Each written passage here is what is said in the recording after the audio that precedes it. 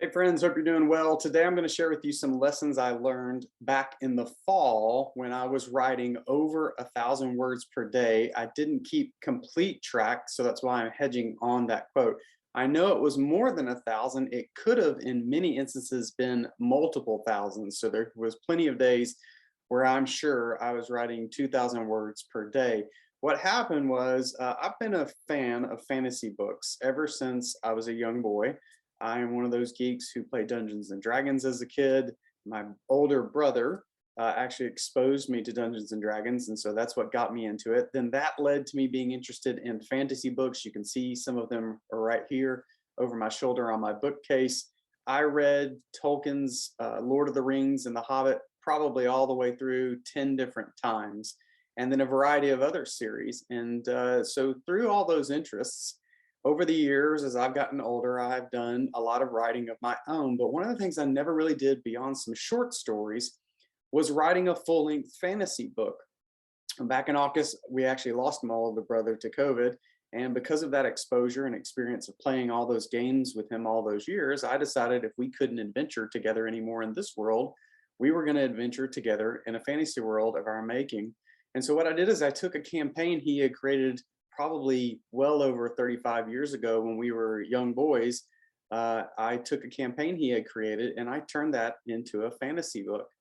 That was very cathartic. It allowed me to sort of adventure with him, as I joked about in the book. I got to think about some of the uniqueness of our families and tied a lot of characters into the book itself. So it was a really great experience. And a couple of things it did for me was remind me about how much I actually enjoyed writing. Over the years, my writing evolved from short stories and fantasy type things. And as I got older, I started to write more about business along the lines of the type of videos I share with you all. So on my personal blog, I talk about all things entrepreneurship, finance, startups, and sometimes some other things I want to talk about. And the article that published this morning is actually along the lines of some lessons I learned over these past 90 days in writing well over 1,000 words per day. And so I want to share, I believe there's 8 of them, 8 lessons that I wrote down that I want to share with you. And hopefully this helps you, particularly if you're thinking about doing any sort of writing, whether that is a fantasy book or a business book or whatever it is you're thinking about doing. I'm hoping this motivates you and clarifies a few things. So the first thing I want to share with you was the process that I used, and that is the idea of concept, outline, and then just start writing. So I did do some research when I started thinking about writing this fantasy book. I sat down and I started crafting the world itself, the main characters, so my brother and I, some other characters, which is just about every close family member that I have, and then even some extended family members. I started to sort of write about who they were, what makes them tick, what they might look like in the book, what sort of weapons they would carry. And I sort of came up with their personas. After I did that research, I sat down and I started to come up with a general outline about the things that I wanted to talk about, what was going to make up the gist of the story, and a few key components. But eventually, I just sat down and I started writing. And I think that's a really important thing to do. Planning is good. I think of it a lot like the Goldilocks parable, which is the idea of too much planning is bad, too little planning is bad, and there's just a right amount that you should do. And eventually, you need to just start putting pen to paper or keystrokes on a screen.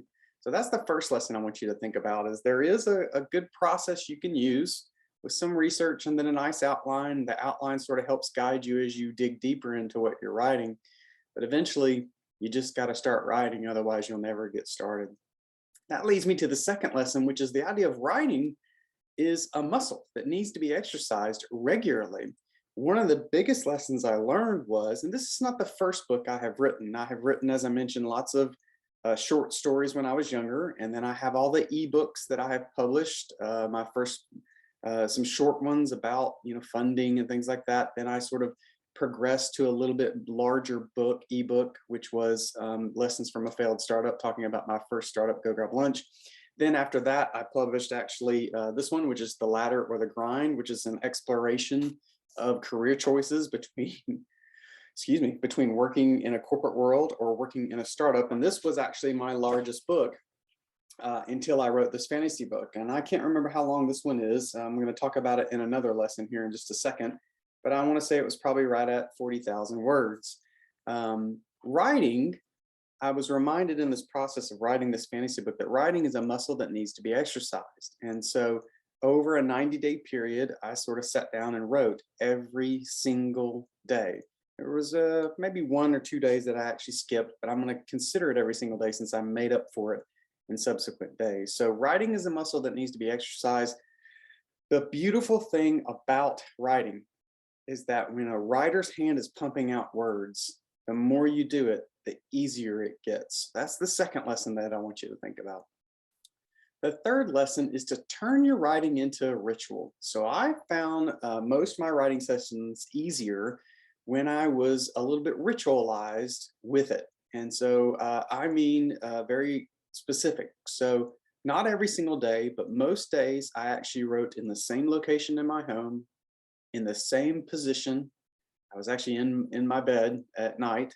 So there's another thing. I wrote the same time of day, in my bed at night, sitting up, laptop on my waist, AirPods in, and I was listening to soft, calming music. And that ritual made writing easier. And the reason it did was because it was a very relaxing state to be in. And so because I was so relaxed and was enjoying the process of writing so much, I looked forward to it every single day. So it was not very often that I just did not want to sit down and write. And that did happen a little bit, but that was usually when I was struggling to think about what I was going to write next. So turn your writing into a ritual, make it very sort of routine based, same location, those types of things. And I found that helped me a whole lot. The fourth lesson is to step away when you have writer's block. So writer's block is a real thing. No matter how much you write, you will eventually sort of hit a wall where you can't do anymore. And the first time that happened to me in the fantasy book, I tried to push through it. That's just my personality, is to continue on and push through things. And so the first time I just tried to push right on through it, and it didn't work. The writing that I did that day suffered. It was not as good as it could have been.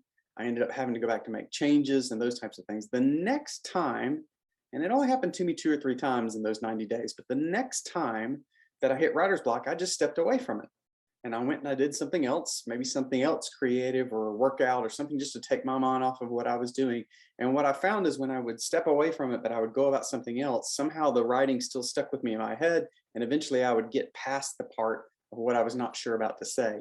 So if you have writer's block, don't fight it too much. Be willing to step away from it. Now, if you have writer's block for 4 or 5, 6 days in a row, something's really wrong. And you need to take a look at what's going on and maybe revisit your outline or revisit your research, and that will spur some ideas. Another thing that I would do to get past writer's block is I would listen to other fantasy type things. So I would go watch a series on Netflix that was fantasy based, and that would give me my creative juices flowing. So if you have writer's block, feel free, just empowered to step away from it and not try and push through it too hard. The fifth lesson was I did not focus a ton on grammar or syntax, syntax being structure and things like that. So it's wonderful if you can, if you're a great writer and you can write clean the whole way through, you never have to revisit it. I don't think that's a realism for most people. And I actually found that when I would get too focused on making mistakes in my typing, and I would stop what I was doing and go back and try and fix those, that would slow down the writing process. So eventually what I would just do, for the most part, again, is I would just hammer on through whatever I was writing and just keep, especially when I was in a flow, and I would just keep pumping out my words, and then I would later visit the editing. And by the way, I did use some editors. My family members took a look at it and did some editing. Also, I used a service called Grammarly, which is a piece of software that would edit for you. So I did try and edit to some extent, but I didn't get overly focused while I was writing on the grammar and syntax. And matter of fact, on this book, The Ladder of the Grind, that's actually true inside here. So I don't know if you can see it, but I'm not in love with how the editor ended up spacing this out. I just don't like it. I don't like the indent of the paragraph, especially when they're short paragraphs, and just the way it looked inside the book. I could go back and try and fix all this, but I think maybe that's a mistake. I decided just to kind of run with it once it came through. We did about 10 editing versions on this actual book, and I just said, you know what, that's enough. It's never going to be perfect. I'm just going to move on. And so don't get too focused on it. It's certainly great if you can have a clean version, but I found it more of a hindrance than it was a benefit. Lesson number 6, set a daily goal on the number of words you're going to write. Now, I set in my 90 days, I was going to initially write 500 words a day. I then came back and changed that to 800. So you can do 90 times 800 and see that I was gunning for somewhere around, 72,000 words. Now you're going to catch the differences in what I just said versus the title of this. So 1,000 words a day. The fantasy book, the goal is 800 words a day. I write for a living. I write business plans, things like that. And so I was doing other writing beyond this. That's how I got over 1,000 per day and sometimes up to 2,000 words per day. But for the fantasy book specifically, my goal was 800 words. I didn't always hit that. Where I would not allow myself to get hung up was on that point. If I missed by 10 words and I got 790 words, I didn't worry about it. Now, if I missed by 400 words, I only got half of what I needed, then I would think about that and maybe come back and do it at a later time. But because I had such a compressed timeline of trying to finish this new fantasy book in 90 days, I needed to do 500 to 800 words per day. And so I focused on that 800, and most days got up to that. Plenty of days I actually got beyond that, especially when I got rolling. So set a daily goal of the amount of writing that you want to do. The 7th lesson on writing this much in 90 days is you don't need fancy tools. I'm not knocking it. I think it's a great piece of software, but for the ladder of the grind, I used a piece of software called Scrivener. I still own it. And I think it's a great solution. When I did this book, it actually helps you do things like track the number of words you're doing per day. It helps you track toward a total goal and things like that. But for this book, this fantasy book, I just decided to do it in Google Docs, good old fashioned Google Docs. I put it out there and that's where I did it. And, to be honest with you, I didn't feel like I missed a whole lot. Again, not that Scrivener's not a good solution, but I didn't feel the need to do it. So you don't need fancy tools to write a book. You can use Word, you can use whatever you need, whatever helps you make this process easier and sticking with it to get your book written is what you need to do. So you don't need fancy tools. All right, the last lesson is to stop when you're ready to stop. I told you I had a per word goal with the fantasy book. That was going to put me around 72,000 words. I figured after editing, I would get down to about 60,000 words, which is about the normal size for one fantasy book. And you know what my final count was? It was 46,000 words, right over it, 46,300 and something. Initially when I got there, I thought, I need to keep going. I've got this goal of having 60,000 words after editing. I need to keep going and keep pushing. And I was actually a few days ahead of schedule. I was trying to finish by December 15th. And I thought, well, I can just keep going and get more words. And then I realized within like the last 2 or 3 days of writing that I had said everything I wanted to say in the fantasy book. It had come together the way I wanted it. The story had just been everything I wanted in it. The process was amazing, and I just felt ready to be done. So because I was ready to be done, I just stopped. I just stopped writing. And so I think it's great to have a certain size in mind. If you're doing a full book, you certainly don't want to stop after 10,000 words. That's more like a long form blog post or something, right? Or a short story. But if you're gunning for a certain word amount, but you feel like you've said everything you need to say for there to be value for the reader, then just stop when you're done. So I hope that information helps you. I would really encourage you to go through the process of writing. Here's the funny thing about the fantasy book is that I don't intend at this stage to share it with anyone other than my family members. And so I did a whole lot of work for about 5 to 6 people to read this, but it wasn't for them, it was for me.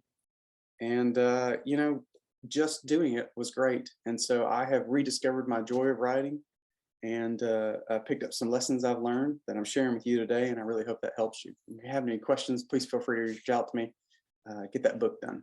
Till next time, hope you find your voice. Have a great day.